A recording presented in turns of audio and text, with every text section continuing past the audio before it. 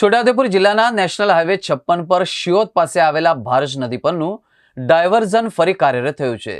જુલાઈ 2023માં પુલ બેસી જતા વાહન વ્યવહાર બંધ કરવામાં આવ્યો હતો। તંત્ર દ્વારા રૂપિયા 2.31 કરોડના ખર્ચે ડાયવર્ઝન બનાવવામાં આવ્યું હતું।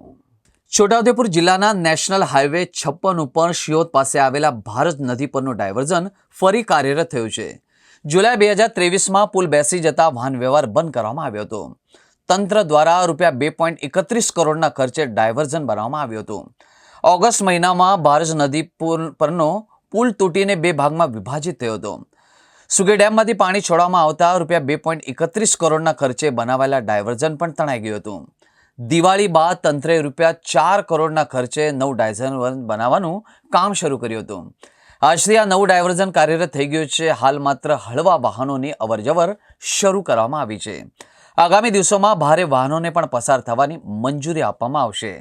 નવા ડાયવર્ઝનના કારણે રાહદારીઓને 32 કિલોમીટર લાંબા વૈકલ્પિક માર્ગનો ઉપયોગ કરવામાંથી મુક્તિ મળી છે। આ સુવિધાથી સ્થાનિક લોકોમાં ખુશીનો માહોલ પણ જોવા મળ્યો છે।